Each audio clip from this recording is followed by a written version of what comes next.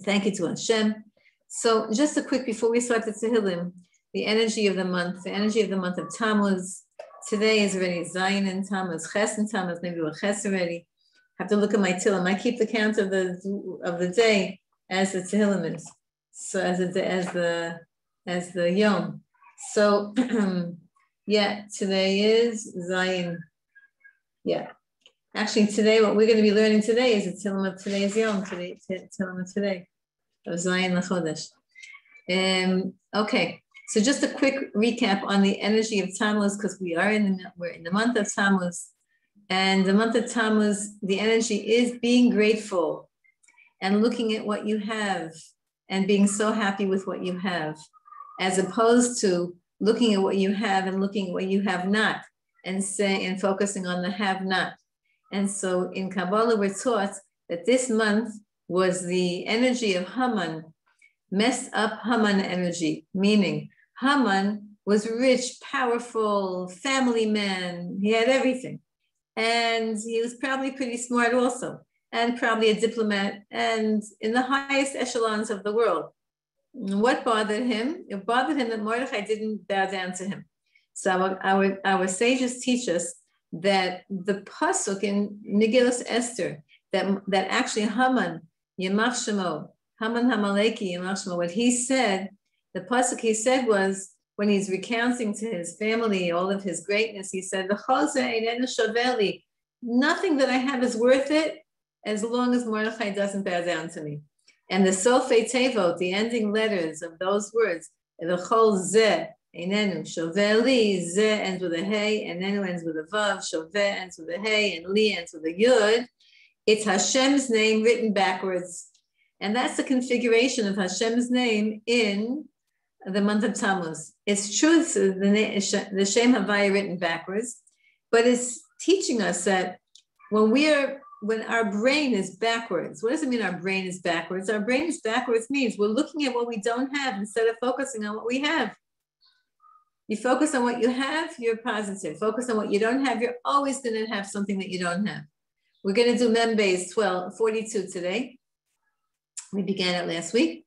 We'll finish it, or we'll continue it this week. But I just wanted to tell you about this energy, the energy of being so grateful for what you have.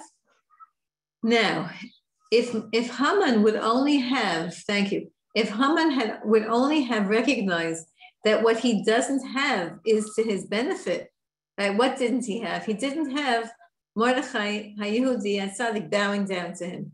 And that was very good for the world.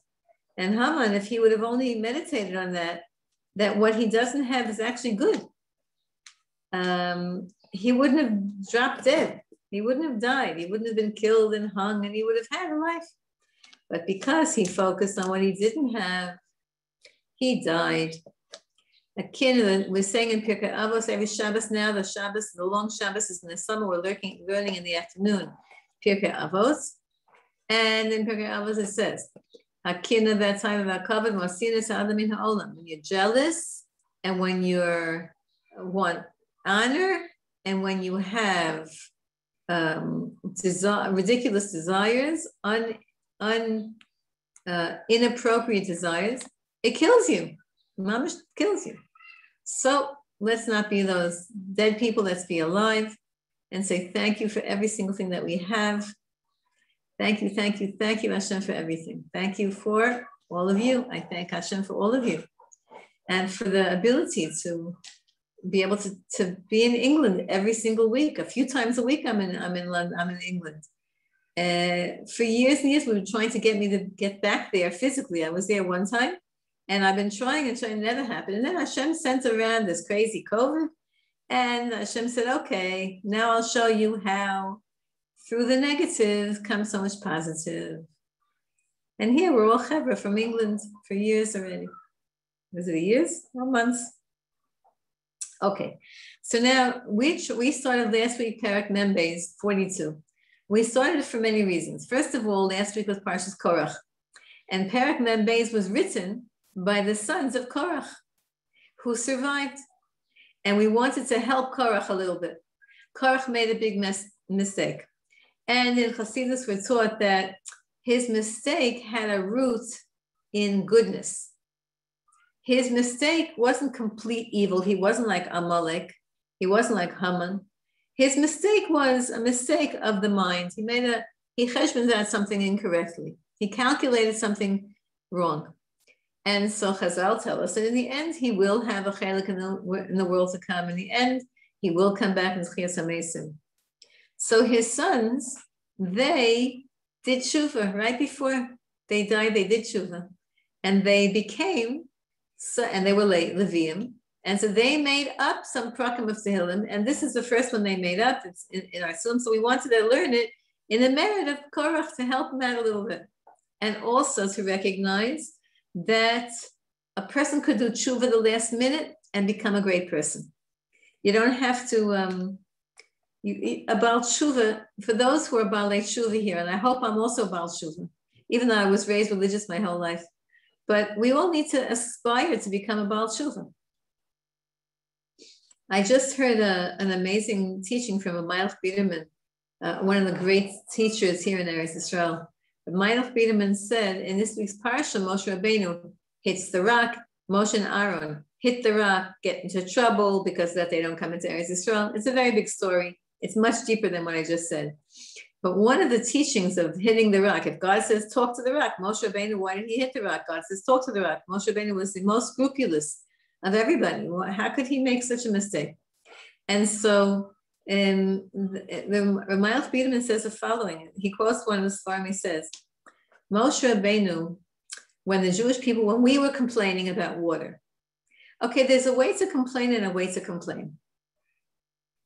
You know, there's a way to complain if you have a valid complaint. Listen, if the nation is thirsty, they're allowed to say, we need a drink, Miriam had, right? They needed water, but there's a way to do it. And Moshe Rabbeinu got a little bit, so the people came charging onto Moshe Rabbeinu. Moshe Rabbeinu got a little bit aggravated. And he said to them, of course, God's going to provide for you. Water is the easiest thing for God to make in the world. He got you out of Egypt. He did plagues. He split the Red Sea. He gave you the Torah. You think he can't give you water? And he's been giving you water. He'll give you water. Don't worry. But he said to the Jewish people 3 harsh words. Moshe Rabbeinu, our Rebbe that we adore and that we love, who was Mashiach. He was the first Mashiach. He said 3 harsh words. Shimu na hamorim. Listen, you difficult people. And he said harsh words. So when then Hashem, when he did tshuva right away, he said, I shouldn't have called the beloved Jewish people Hamorim. I sacrificed my life for them many, many times.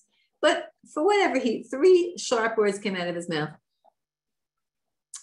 And so he felt, so when Hashem said, speak to the rock, he felt that his mouth had been polluted by saying 3 words, 3 sharp words, harsh, difficult. He felt his mouth wasn't clean enough. And even though he did tshuva right away, but he felt that if I speak to the rock, it's not going to work because my mouth just did something wrong. So that's why he hit the rock. That's one of the reasons of why he hit the rock. And in Chassidus we taught, so what was wrong with that? Listen, Moshe Rabbeinu is a posek. He can paskin, he can rule in Jewish law. If he felt that his mouth wasn't worthy of speaking to the rock to bring about a miracle, and instead he wanted to hit the rock so what was wrong with that? It wasn't like he was rebelling against God or he wasn't listening. So in Chassidus we're taught an amazing thing, that Moshe Rabbeinu himself should have realized that in a place that a Baal Tshuva, when a person's a Baal Tshuva, they're on a very, very high level. Don't think that just because you use your mouth incorrectly, that now you cannot use your mouth miraculously. As soon as you do tshuva, your mouth becomes a brand new mouth on a much higher level than it was before you did the mistake. Could you imagine? We feel so bad. We do tshuva. We feel so bad about the things that we do. We say, I can't believe I did that. I regret it. I don't know what got into me. All of those things.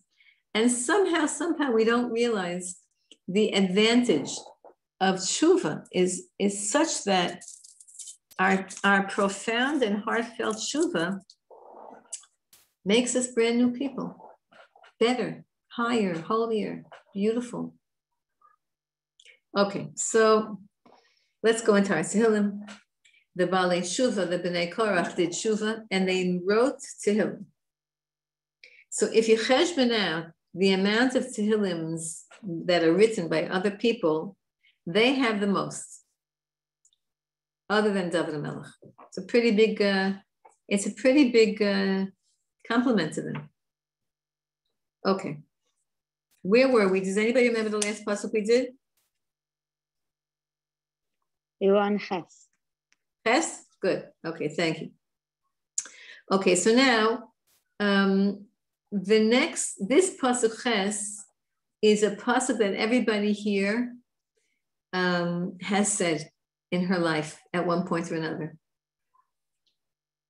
You might not have said the actual words, but you've said the paraphrase.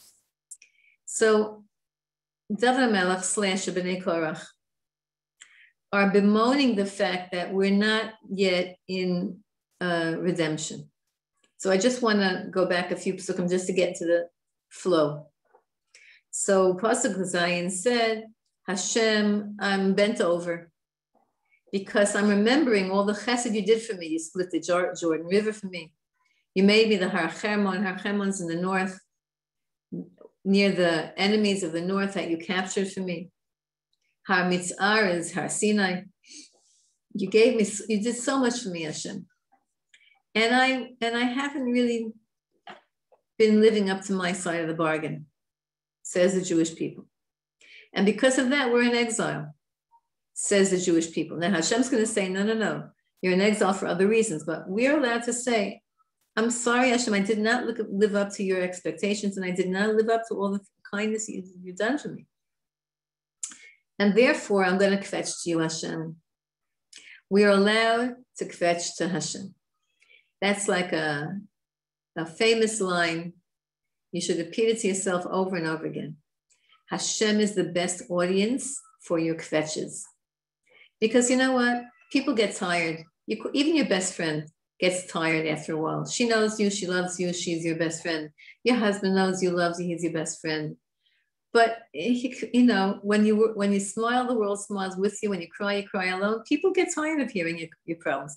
Now, don't think that means that applies to a professional, by the way. Not that I'm saying I'm a professional, but you can call me all the time and kvetch me. I don't get tired of it. I mean, I wish you didn't have to kvetch, but chaver that's close to you, and they know your life, and everybody knows life has its challenges. So the best one to kvetch to is God. And he does answer back. He tells you, he puts ideas into your head of how you can get out of, or he puts ideas into your head of why you're in a bad mood. He reminds you of what you did wrong. So Tehom el Tehom Karei L'Kol Tzinarecha. All the lowest Tehom is like the lowest pit of despair. This lowest pit of despair, it's like tumultuous, and it's calling out like roars of problems that are pouring on us. It feels like one thing after another. Everything, all of the waves of water, it feels like all the waves have passed over me, have hit me. Now, we're talking about the Jewish people. Look at what we've been through in the last year and a half, right? One thing after the next. One thing after the next. Here in Eretz Yisrael, it's speeding up. Even by you, it's speeding up. Pay attention. Hashem is talking to us. And challenge after challenge after challenge happens. Yomam, so we're waiting for Hashem to make the Yomam. So when I've said you've all said that pasuk, basically the paraphrase of that pasuk is, it's just like too much, Hashem. I need a break. It's too much. Challenge after challenge after challenge, or disappointment after disappointment, or frustration after frustration, one thing after the next. I need a break. That's what that pasuk means. And therefore we're saying, Yomam, let it already be daytime. Let it already be day. Did you ever have that you woke up in the middle of the night, you couldn't sleep? We're already at, some people are at that stage where they wake up in the middle of the night and they just can't fall back to sleep again. If you're young and you're waking up to a baby or to kids, so your body says like, get back and get it, your body helps you to get back to sleep right away because you have to function. But once you're a little bit older, sometimes you wake up in the middle of the night and you start thinking and you can't get back to sleep again. So, and if your thoughts are troublesome, then you really want the day to start because darkness in the night exacerbates the worries and the feeling of helplessness or whatever a person feels. So sometimes you really want the daytime to be. We have many times in Tehillim where we say, I want the day to come. I'm waiting for the day more than the guards are waiting for more than the people are waiting to get off of their job. I'm waiting for the day. Daybreak. So Yomam is a statement. If you look in the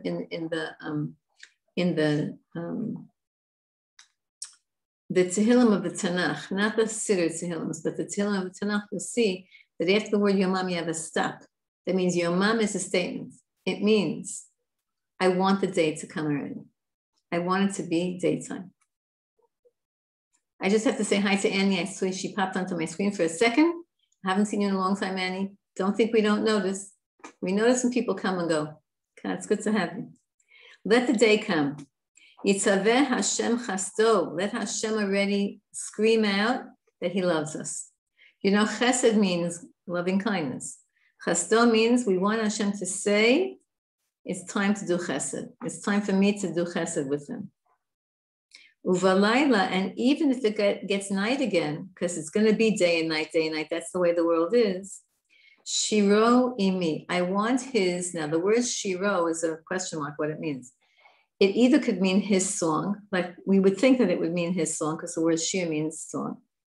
So at night, even when the nighttime comes, I want to be able to sing with him. I want his song to be with me, his, the feeling of upliftingness.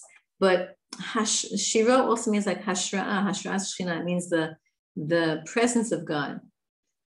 I want Hashem's presence to be with me even in the nighttime.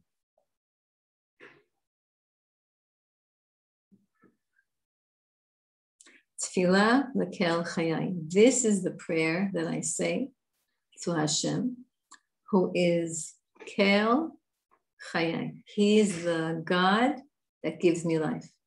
He's God. He's the only. He's like the love of my life, the God of my life. What does it mean, the God of my life? There's only one God. It means the God that I have devoted my life to. Tefillah lekel chayai. This is my prayer. And this is one of the only times, the word tefillah is not mentioned a lot of times in Tehillim. Not a handful. It is, but not a lot. Here's one. Tefillah, my prayer is to Hashem, who is the source of my life. Now, again, I said that this is included, this parak of Tehillim. Rabbi Nachman from Rebbetzen said, you have to say, he encourages people to say this every day. This parak of Tehillim every day in Tikkun HaKlali. So when you say this every day you're asking Hashem, bring the daytime, bring Mashiach. Even when things are dark, let me feel your presence, Hashem. Let me sing your song even when things are dark. That's my prayer to you. That's the prayer of my life, the prayer to the God who gives me life. By the way, this is a commercial message now from me. In case you indeed wake up in the middle of the night, you can't fall asleep. So the best thing is turn on a shear. Put on earplugs, put on a shear. It'll put you to sleep. Why? Because the Yetzer Hara doesn't want you to sleep. Why? Because you need to sleep. So the Yetzer Hara always wants to give you challenges. So when you wake up in the middle of the night, you can't sleep. The Yetzer Hara says, good, now I'm not going to let her sleep. And now she'll be tired the next day. And she'll be cranky. And she'll be off guard and all that. So in order to get back to sleep again, if you put on a shear, the Yetzer Hara says, oh, no. Now she's going to learn Torah. I'd much rather her sleep than learn Torah. It always works.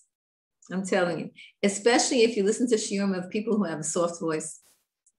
So I'll tell you a secret of mine. I used to listen years and years ago. I haven't in a very long time, but I used to listen to Rabbi Avigdor Miller. What a tzaddik he was, and what a genius he was. He had such an interesting voice. I would listen to him 5 minutes, I was out. I don't think I ever heard more than 5 minutes of any shiur. I bought all of his tapes. It was in the olden days when there were only tapes. And I bought all of his tapes. We had hundreds of his tapes. And I would put it into the tape recorder, put it next to my ear, out cold. If you listen to somebody, let's say, who screams and yells, it's not gonna be very relaxing. Anyway, you'll fall asleep. Rochel, now listen, I'm saying to God like this. I just said that the tefillah of my life, or the tefillah of God of my life is, I want you to bring Mashiach ready, to bring the daytime. And then even when it's night, I don't want to ever more feel night. I don't want to feel any more night. We want Mashiach to come. And I want to be able to feel Hashem's presence no matter what. So then there's no night, there's no darkness. Here in Yerushalayim HaKodesh, in Sukkot, in olden days, it says in terms of the Beis Hamikdash, Sukkot, nobody slept. No night, nobody slept, because there was music going on the Beis Hamikdash all night long. Music, dancing. It's like nobody slept in Yerushalayim for whole weeks, 8 days. That's okay. We'll be okay with it. And now I'm saying to God, you're my selah. Selah means a rock. It doesn't mean a rock that, like you throw rocks. It means you're my sturdy base. You are who I rely on. I trust. I'm leaning on. Lama shchachtani. So why are you forgetting about me? Lama koderi lech b'lachas oyev. Why am I going around mourning and depressed? Koder means like downhearted. And my enemies are putting lachas on me, are putting pressure on me. Or my enemies are making fun of me. You know what the enemies making fun of us are? We've all, now maybe you're experiencing this also in Chutz La'aretz a little bit. It's when they say, Ayeh Elokecha, where's your God? You're so religious, you're so good, you're so this and that. Look, I can beat you up. What the Germans, Yimach Shemam, said. He said, look, where's your God? And so the Jews who had Emunah said, my God is directing all of this. I don't know why, but he's directing all of this. And I would much rather be me than be you. That was the biggest insult. Germans went crazy when he said that to them. I'd much rather be me than you, because you're an animal. You're not a human being. But I'm allowed to fetch to Hashem, and I'm allowed to say, I just said to you, such a beautiful prayer, Hashem, please bring Mashiach. Why are you forgetting about me? Why does it look like everybody else has a good night on? Every nation in the world is who else is having stuff like we have here in Israel? What nation in the world is in the front page news of every newspaper every single day for the last 72 years? Like, leave us alone already. Let's just meet there. Let us, figure out things. So that's on a national level. And on a personal level, sometimes people feel like Hashem forgot about them. And the enemy is my Yetzirah that's tormenting me. The Retzach ba'atzmosai chafuni sorai, again, repeating. It's like my enemy is killing me. Because why? Because they're saying all day long, where's your God? I read the blurb. This, I don't know if do you get Ami magazine in the UK? Ami, yeah. So the Jake Turks, I didn't read it, and I didn't get Ami magazine, but I just read a blurb of the article. This week he wrote an article. He seems to have gotten into President Trump's, he had an interview with him in his Florida home. And the thing that he released, of course they want you to buy the magazine and read the whole article and all of that, so they're not going to tell you the whole interview. But what they released in the Israeli newspapers is such an unusual statement, and I felt it was really very, very, I had heard this already before. So President Trump said he did the most for Israel than any other president ever did. He restored the capital to Jerusalem, Yerushalayim HaKodesh. Even though that was on the agenda for already dozens of years, but not one president had the courage or the moral decency to actually do it. President Trump did it. And then he recognized the Golan Heights, which was absolutely captured in a war of defense, that they attacked us, we won, we captured the area from where they attacked us, and then they want us to give that away. That doesn't make any sense, but whatever. So the United States never recognized the Golan Heights as officially being in Israel. So he did that. And he moved the embassy back to Yerushalayim HaKodesh where it belonged. And he gave them free. He said, you want to build in Yehuda and Shomron, b'vakasha, go build.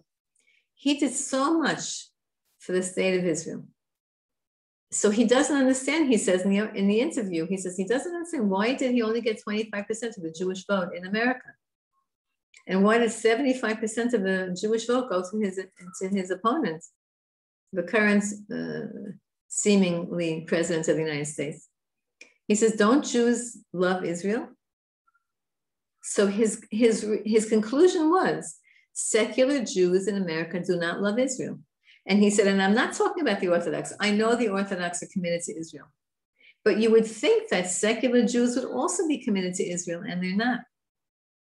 What a statement. First of all, in Hebrew, in Yiddish, we call it a daher. What an understanding. He understands that. He said this already years ago. Listen, I know a lot of people who are friends with President Trump. One of my friends, her brother is one of his accountants. And one of my students is Jared's niece, whatever, there's connections there. So he said publicly many times, but he said this privately a lot, that he would only hire, if he's going to hire a Jew, he wants to hire an Orthodox one because he knows that they walk their talk. They're not hypocrites. An Orthodox Jew, what makes a Jew? Torah. So if you're a Jew and you don't have Torah, so what kind of a Jew are you? So he understands that. He understands something that a lot of people don't understand, including a lot of secular Jews, is that Judaism it's true that it's halachically is different, but halachically, if your mother's Jewish, you're Jewish no matter how disconnected you are. But hashkafically, how does a Jew not love the land of Israel? So that's what he gave us big musar. And he said, so when a non-Jew says that, it's like feeling like it's a shtoch to us. It hurts. He's right. When non-affiliated Jews say they're Americans first and they're Jews on the list of what they are, Jews should come first, and it's not. It's a terrible, terrible situation. I heard last night a shir from Rabbi Shimon Kesem, and he said something that was sharp and shocking. He says, we are a little bit, bless you, we are a little bit annoyed that, or a little bit disappointed, let's say, or a little bit bewildered, let's say, by the absolute disconnect of unaffiliated Jews to the land of Israel. But Hashem loves them just as much as he loves us. And he wants them to have a chaylik, a portion in the world to come. And so he's taking his time bringing Mashiach to somehow figure out a way, if we could say it like that, to give every single Jew at least something in the world to come. So when you say things like, you have relatives and they're not observant, what's going to be with them when Mashiach comes? Hashem, if you love them and care about them, Hashem also loves them and cares about them. And he's figuring out a way to get them also in. Okay, but the world is saying to us, it's like tormenting us. My enemies are tormenting us, they're making fun of us, and they're saying, Ayela Kecha. Ayela Kecha means either where is God, how come he's not helping you? Or it means, where is God in your life? That's what President Trump said to these unaffiliated Jews. Like, what does it mean that you're a Jew if you don't have a connection to the land of Israel? President Trump himself knows Jews are connected to the land of Israel. So how come you don't know that? So there's a certain level of taunt saying, where is God in your life? Isn't God supposed to be in your life? I'll tell you a story before I finish. My father, he should rest in peace, told us, he came home from work one day and he sat us down, the whole family sat us down. He said, I have to tell you a story. So my father worked for the United States government, federal government, and Bezrat Hashem, all those who just sent in a refuah shlema should have a refuah shlema b'kar mamish. So my father worked for the federal government, in America, and it was, I don't remember what year this was, but there was a very big scandal in the world, in New York. There was a Jewish man, an Orthodox Jewish man, even they called him a rabbi, and he owned different nursing homes. And somehow there was some kind of a financial stuff going on, and he was caught and he was accused, and they put him on trial. And in the end, he was acquitted. He was found not guilty. But every single day in the newspaper, there was on the front page the picture of his face.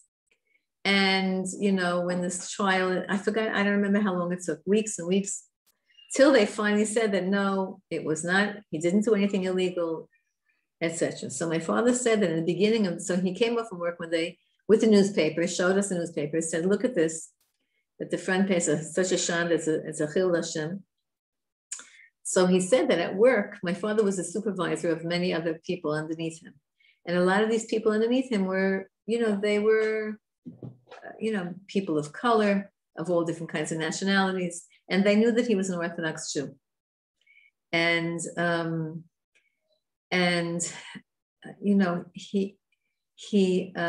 they said to him once at lunch, so he ate lunch, not in the, he brought his own food from home.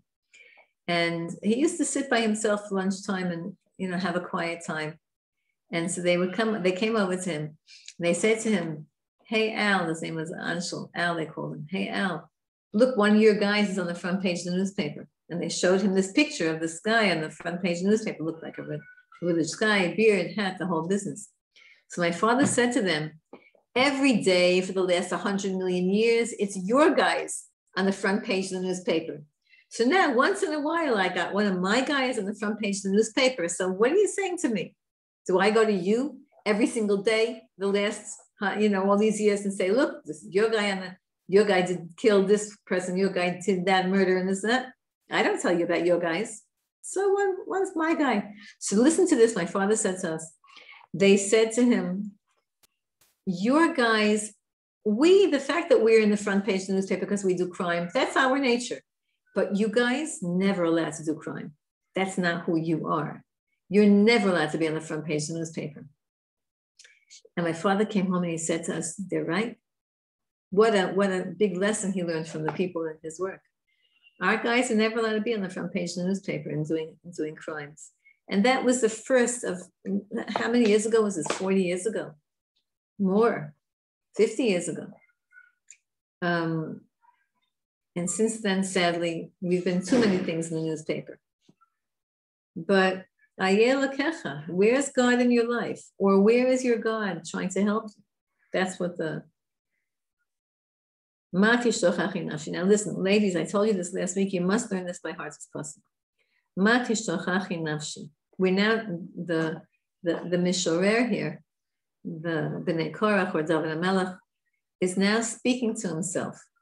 And he says, why are you so down and out? Why are you so downcast? Why are you so upset?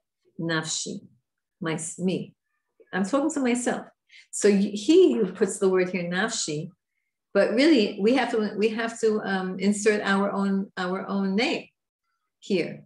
So you could say, Mati shochachi Rochel. Matish tochachi, and you put your own name in there. What are you getting upset about? What are you so down? Umatehemi alai. Now this is incredible teaching. And why are you longing for me? I'll explain who that is. Who's the me? It can't mean Hashem, because we're supposed to be longing for Hashem. So why are you longing for me? Meaning, why are you so self-centered? You're always thinking about you, me. Matehemi alai. Why are you always moaning and yearning and wanting stuff about yourself? Rochel lelokim. You should be, first of all, wanting God, and you should be thinking about God. Also, so this is the tefillah that we're supposed to be saying now, over and over, and all the tzaddikim are saying that we should say this tefillah. Hashem, I want your Beis HaMikdash to be built by your Mashiach, so that your Malchus comes into the world. Again, 3 things we should be asking every single day. We do, the truth is it's incorporated in our tefillah, but we should say it also. Hashem, we want your kingship in the world. And it should be manifest in your Beis HaMikdash. And it should be taught to us by your Mashiach Tzidkenu. It should be Hashem, Hashem, Hashem. Not me. What I want. Why are you getting so down? You know why you're getting so down? The truth is, any psychologist or any mentor or anybody can tell you this, or any bubby can tell you this. You know why you're getting down? Because everything's about yourself. Matehemi alai. Everything's about me, what I want, what I need, what I'm disappointed in, what I'm frustrated in, what I have not, what I'm chaserli. That's why you're down, because you're always thinking about you. Think about God. Think about what God's presence in this world is, that God's presence in this world is almost absent. It's terrible, Chilul Hashem. When the Goyim say, Ayeh Elokecha, where's God? Where's your God in your life? Why don't you, Mr. Jew or Mrs. Jew, manifest God? Where's your godliness? Says President Trump. It's a big musser. And here the Navi said, the Mishorer here is saying, what are you getting? Think about Hashem. Ki od odenu. Now, that's, so Rochel lelokim. Think about God, or wait for Hashem. Rochel means to wait for, to long for. Long for God's presence in this world. You know, the real tzaddikim, they don't have egos. They don't think about what I need. They think about what Hashem needs and what Klal Yisrael needs. You know, they used to say about Rav Kook that when people would come to him for a personal bracha, he would give them a personal blessing. You know, this one wants children, this one wants a shidduch, this one wants whatever people wanted. But he would say like, but what about the Shekhinah? What about Hashem? You're asking for a bracha for you. Okay, you need some, everybody needs. But his main, the first Rav Kook, his main Rav Av Yitzchak Cohen Kook, his main thought always was Hashem's land, Hashem's people, Hashem's Beis HaMikdash, Hashem's Torah. He wasn't a private person. And he when you ask him for a private bracha, now I never, of course, he died in 1935. That was even before I was born. So, but he tried to focus people on a bigger picture. When you look at a small picture, everybody is missing something. Everybody's missing exactly what they want the most. That's what they're missing. By the way, you should know that. Whatever the person wants the most, that's the problem part in their life. Hashem he knows where to get us to do our work, our spiritual work. But Rochel lelokim, so if you could read, the more you could be disconnecting from your own needs and trying to focus on the needs of the klal, the needs of Hashem, so to speak. Hashem doesn't need anything, but Hashem wants to be here. Then, ki od odenu, then I will then say modeh, then I'll say thank you. Because I will say thank you to Hashem. Yeshuot, Hashem is my Yeshua, the one who saves me. Panai ve'elokai. He's the light of my face. That means he's my inner. Panai means my face, but it also means my pneumius, my insides. He's my God. So I will yet thank him, even though the whole parak of Tehillim was, not the whole, but much of it was kvetching. But the end here and the end of the next parak, because these two parakim are connected. Same pasuk. Don't be upset. Don't be so self-focused. Think about God. You will then think about Hashem, and then you will then be able to thank him. You will then be able to come to a place of a healthy place. When a person's thinking constantly about themselves, what I need, what I want, what's missing in my life, etc., it'll swallow them up. It just takes over. Rochel when a person is paying attention to a bigger picture, then that's when I'll be able to say thank you. He'll be my Yeshua then. He'll help me then. Okay, that's Mem Beis. Parak Mem Beis. In part of Tikkun HaKlali, part of the Bnei Korach. Could you imagine? Now look, now understand that the Bnei Korach, they said, everything washes over me. If you look with very, very careful eyes, you will see a lot of illustrations to what happened to the grandfather, Korach, right? And how he was, we don't like to criticize anybody in Tanakh because no matter what, they're greater than us. But Korach was, on a certain level, maybe his mistake was he thought about himself and he didn't think about a bigger picture. Okay, I can't say that because vis-a-vis us, Korach was the biggest selfless human being. But vis-a-vis him and Moshe Rabbeinu, we don't understand the dynamic. There was a tiny twinge of a little bit of self in there. And this parak is saying, the more self there is, that percentage of self, that's the percentage of unhappiness and imperfection. You know that in Michtav Meliyahu, Chelik Beis, I don't know, I know that they made it into English Strive for Truth, but I don't have the English and I don't know the different halakim of how they divide it up. But if you have the Hebrew, Michtav Meliyahu Chelik Beis, that section that talks about love and marriage. And he says that whatever percentage you have of giving, that's the percentage of how happy you're going to be in your marriage. Whatever percentage you have of neediness, that's the percentage of disappointment you're going to have in your marriage. It's not just in your marriage, it's in anything, it's in life. If the percentage of your life is, what can I do for you? How can I help you? Then that's the percentage of happiness a person has. And people who have families, that you're still living with your families, so you have built-in people to do chesed for. How can I help you today? What can I do for you? How can I be like God? Because God is a giver.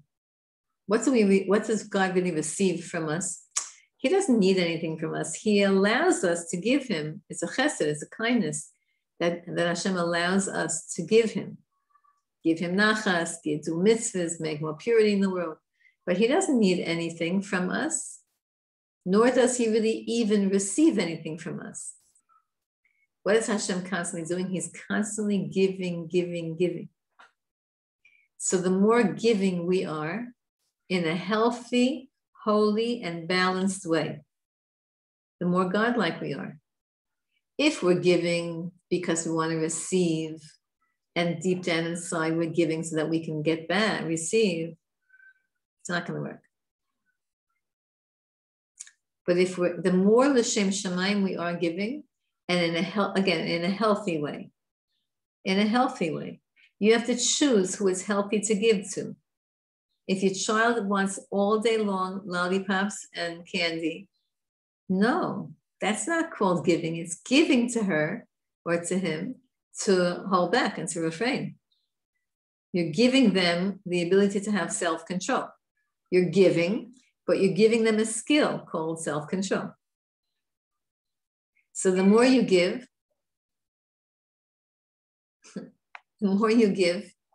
the more you're like God. The more you take, the less you're like God. We're all humans. We are all needy. We all need each other. But if you need something, you can actually transform it into a giving. The tzaddik, the Rebbe Reb Zusha taught us this. When you need something from someone and you allow them to give it to you, then you're actually becoming a giver by allowing them to give to you and by receiving graciously. So we know this story that the Rebbe Reb Zusha used to kiss himself whenever he would be a guest, right? Because he would say he's a chefs of kedusha, he's a piece of holiness. Why? Because he's giving them the opportunity to get olam haba by feeding him a piece of bread or by feeding him a meal, right? So we can be givers all day long by, even when we're taking or receiving, we're doing it with the intention of, I need this. It's true, I need this person to help me right now. But the fact is that I don't want to just be needy. I want to have a consciousness of, I'm giving them an opportunity. I'm giving them an opportunity. So you think I'm giving you Torah, but you're giving me an opportunity to teach Torah. So really you're giving me. Not just that, but I'm going to tell you another secret. I'm telling you lots of secrets today. I'll tell you another secret. Another secret is that Rabbi Nachman from Breslov, of whom I'm connected to, Rabbi Nachman. So Rabbi Nachman from Breslov says that a teacher has to be very, very careful to only, the Gemara says, and the Mishnah says in Pirkei Avos, that a teacher has to be very careful to only teach worthy students. Now, how in the world does anybody know who's worthy and not? First of all, no teacher can, in this generation, nobody can judge anybody's worthiness. It's not even worthy in brain. It's a worthy in character. So none of us can judge at all. Not just that, but Anya, our precious Anya, who works so hard to get this onto YouTube. So now we put it on YouTube and then it goes out to the world. So now we're not in charge of who watches, and many tzaddikim put their shiurim on, in the media, in the internet. So there's no way you can know who is going to be a worthy student. And so Rabbi Nachman, based on that, Rabbi Nachman sort of gives the guarantee that when you can't judge your receivers, it means that they're all worthy. Not just that, but every teacher who's worth their weight in teaching always asks Hashem, please make sure, Hashem, to guard my mouth, guard my mind, guard my teaching, so that I should only say appropriate, and I should only say what people need to hear, and it should be your shiur, Hashem, coming through me. So in that way, we're giving to each other right now.